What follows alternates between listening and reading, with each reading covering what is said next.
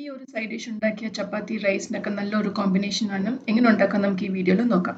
ഈ വീഡിയോയിൽ യൂസ് ചെയ്യുന്ന പ്രോഡക്ട്സിന്റെ ലിങ്ക് ഒക്കെ ഡിസ്ക്രിപ്ഷനിൽ കൊടുത്തിട്ടുണ്ട്. ഇൻട്രസ്റ്റഡ് നിങ്ങൾ അത് നോക്കൂ. പിന്നെ ഈ വീഡിയോ കാണുന്ന മുമ്പ് ഒന്ന് subscribe and support my channel. പിന്നെ ആദ്യം വെണ്ടക്ക നന്നായിട്ട് വാഷ് ചെയ്തിട്ട് ഡ്രൈ ചെയ്തിട്ട് ലോങ് ആയിട്ട് ഒന്ന് കട്ട് ചെയ്തിട്ട് അതൊന്ന് ഫ്രൈ ചെയ്യണം. ആ സമയത്ത് നമുക്ക് ഓണിയൻ ടൊമാറ്റോ ഒക്കെ ലോങ് ആയിട്ട് ഒന്ന് കട്ട് ചെയ്തിട്ട് റെഡിയാക്കി വെക്കാം. പിന്നെ ഇഞ്ചി പൂണ്ടും പച്ചമുളകും ഒന്ന് ചതച്ച് വെക്കാം. പിന്നെ ഈ സാധനങ്ങളാണ് അതിൻ്റെ ആവശ്യം ഉണ്ടാക്കാം. സോ ഇവിടെ വെണ്ടക്ക നന്നായിട്ട് ഫ്രൈ ആയി അത് മാറ്റി വെച്ചിട്ട് നമുക്ക് വേറെ ഒരു ചീഞ്ചട്ടി എടുക്കാം.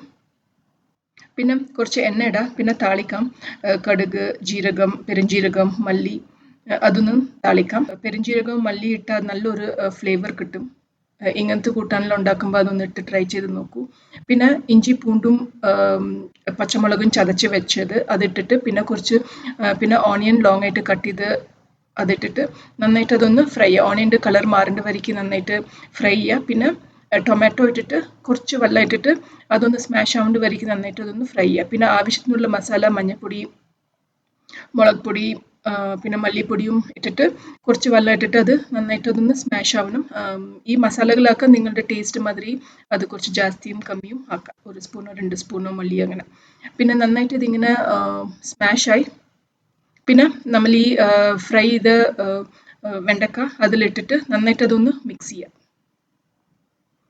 ഈ മസാല ഒക്കെ അതിൽ എല്ലാ വെണ്ടക്കാലും സ്പ്രെഡ് ആവേണ്ട മാതിരി നന്നായിട്ട് അതൊന്ന് മിക്സ് ചെയ്യാം.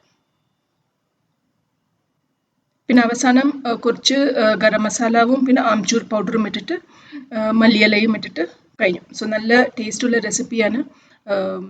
ഇത് ടിഫിൻ ബോക്സിനും പിന്നെ കുട്ടികൾക്കൊക്കെ നന്നായിട്ട് ഇഷ്ടമാവും. റൈസിനും കേർഡ് റൈസിനും പിന്നെ എന്തെങ്കിലും ഒരു വെറൈറ്റി റൈസിനൊക്കെ നല്ലൊരു കോമ്പിനേഷനാണ്. ഞാനിവിടെ ചപ്പാത്തി ഉണ്ടാക്കിയിട്ട് സൈഡ് ഡിഷായിട്ട് കഴിച്ചു.